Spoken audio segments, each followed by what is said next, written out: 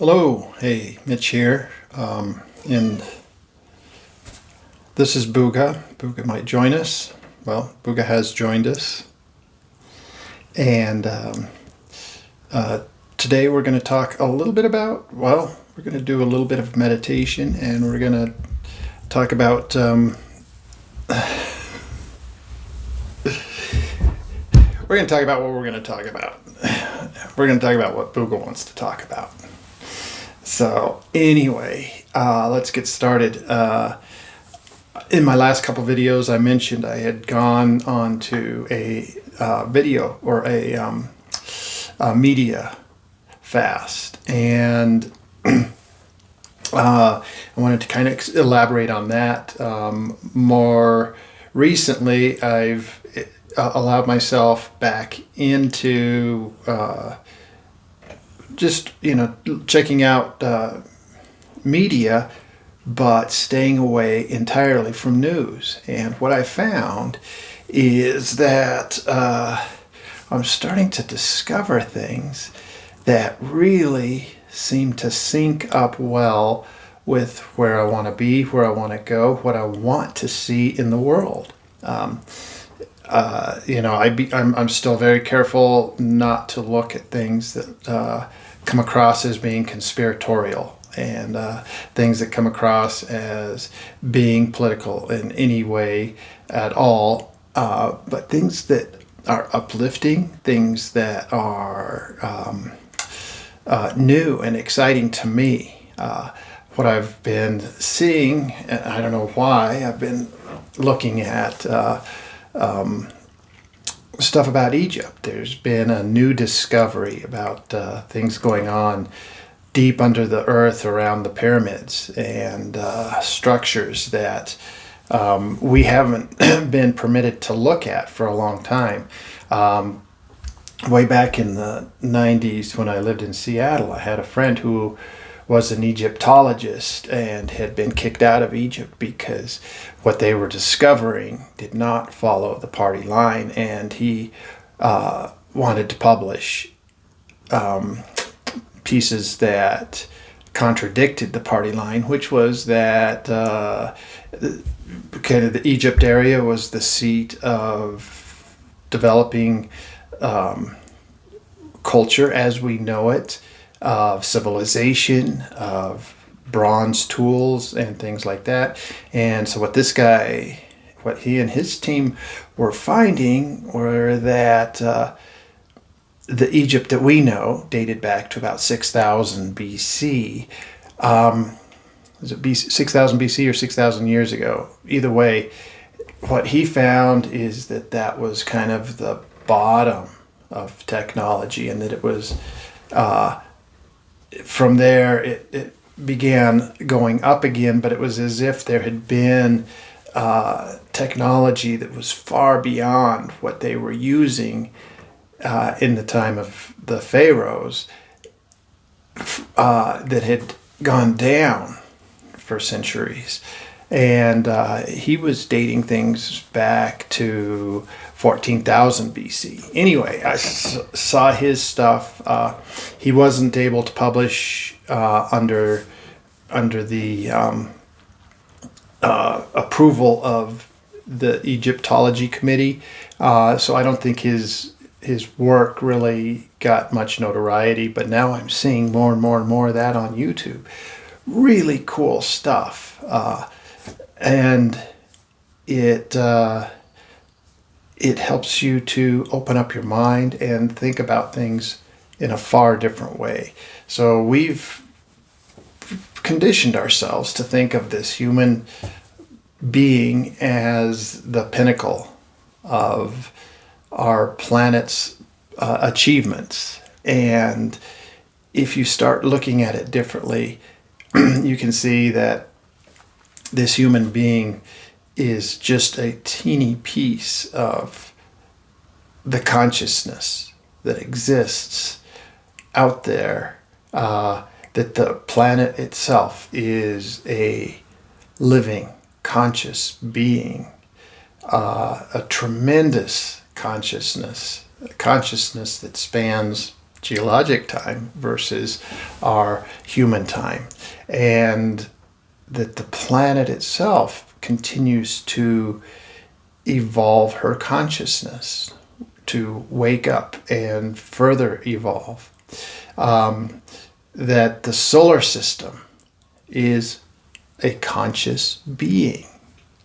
That therefore the universe is a conscious being. So us as human beings on this planet are here, I would say, I get the sense that we're observers, and we have been interpreters, but we've also been very critical editors. We've edited what we see down to things that make sense to this body mind, as if we were to put this body mind at the forefront. And what my exploration recently, having shut off the news and gone on my own, gone rogue, is I'm discovering that this body mind person is just a teeny tiny piece of a much, much greater consciousness, and a consciousness that we should be exploring and allowing ourselves to open up to. And as we open up our consciousness, not just in this body, mind, person, we begin to open up consciousness throughout. And so I'm bringing myself further out of mind, critical thinking, conceptualization, and more into heart, solar plexus, body thinking, body awareness, body, mind, soul, spirit awareness. So it's a much, much, much bigger piece. And this spirit, soul, non-physical piece is that one that joins in with the larger consciousness that we're seeing in the planet and the solar system, and of course the wider galaxy and in the universe. And so you can participate at that level through this by allowing the body mind to be only the piece that it needs to be, which is here and observing and taking those pieces and adding to, but not capping it off. So I've likened it in the past to, in the old days, you might remember, we placed the Earth at the center of the solar system, and everything rotated around the Earth. As we grew up a little bit, then we noticed that the sun was at the center of our, and the Earth rotated around the sun. Well, and then we realized that the solar system was part of a galaxy, and then the galaxy was, and it just got bigger and bigger and bigger. And as it got bigger, we opened up. We allowed that consciousness to expand our experience. And I feel like we've kind of capped ourselves for a while. And, that's not a bad thing. Sometimes with a little bit of a lid on things, the pressure builds up so that you can surge. And right now we're at that surge point. And the pressure has built, the desire to return back to a much broader understanding of what we are, and not we as a body mind, but we as a consciousness, as a participant in the wider awareness is. Okay. A lot of big things, I feel, in what I've just said. So, biggest message that I'm getting is, let's turn down the conceptualization, the thinking, because the mind really wants to drill down on every little thing that it comes across. Let's open up the heart center. Let's go deeper into our meditations, but let's carry our meditations out into our daily interactions and our daily encounters, so that our meditation opens up the world for us, so that just walking around experiencing nature herself, you are bringing it in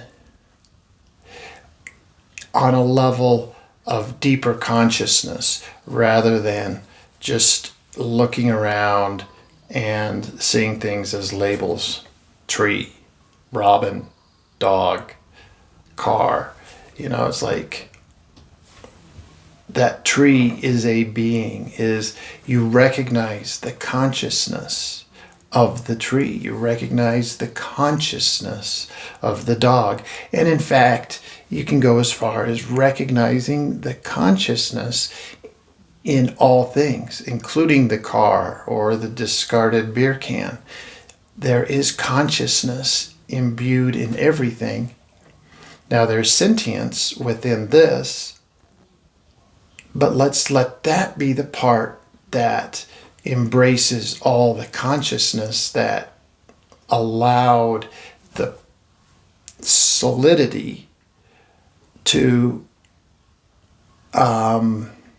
express. Because that's what we're here really to do, is we're to, as a sense of being a body-mind, we are here to experience the tactile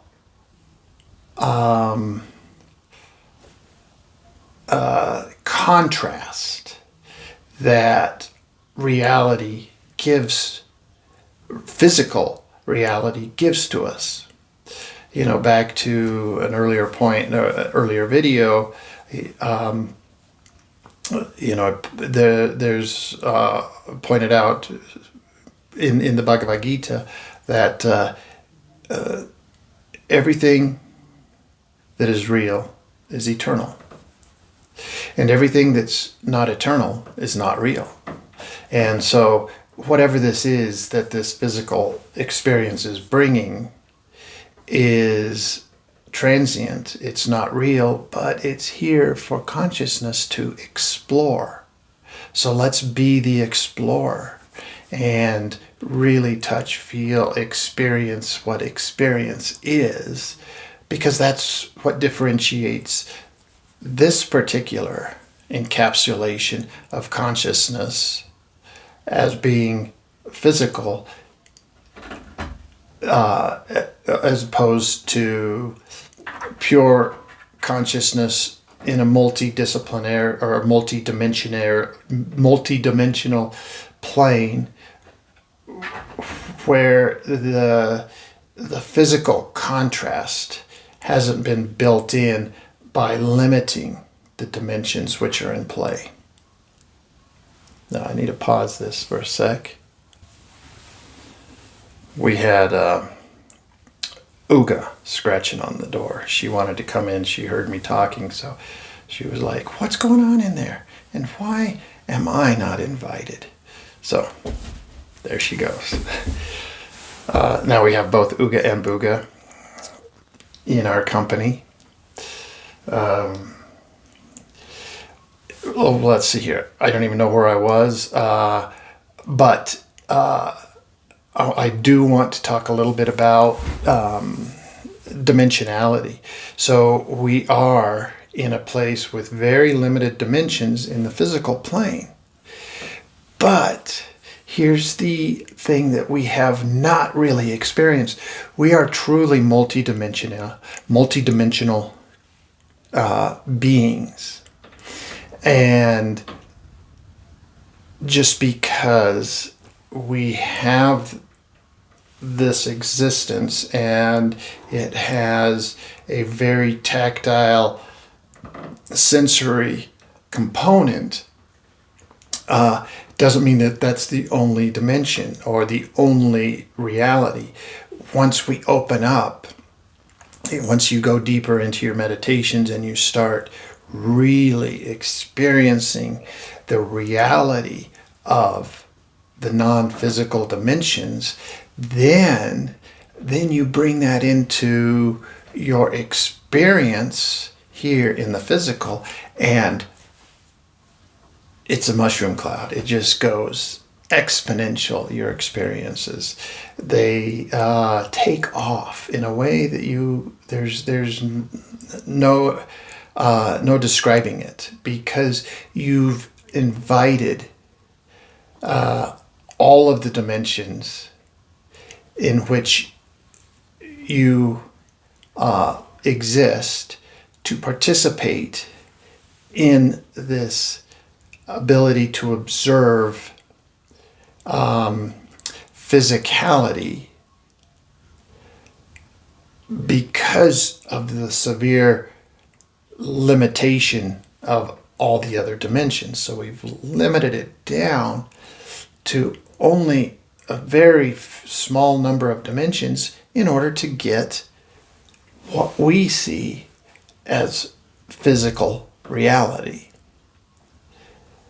But this physical reality is a filtering out of all the other dimensions. Now let's bring some of those other dimensions back through experiencing and live life from there. Live this physical life from the point of pouring through ourselves all of the dimensions that we can access through our deeper being. I've been hearing about, awakening of multiple DNA structures and things like that. And that could be what this is, okay? For so long, we've had our 2-strand DNA and that's it, but there's apparently multiple strands, that as in school we learned we're offline. I think there's 12 strands, and 2 created this, and that was all that we needed. And what if by opening up our other dimensions, we can activate multiple layers of a being that has been asleep, and wake that up and bring that into our experiencing, and make this experience, this tactile experience, far, far richer than what we have.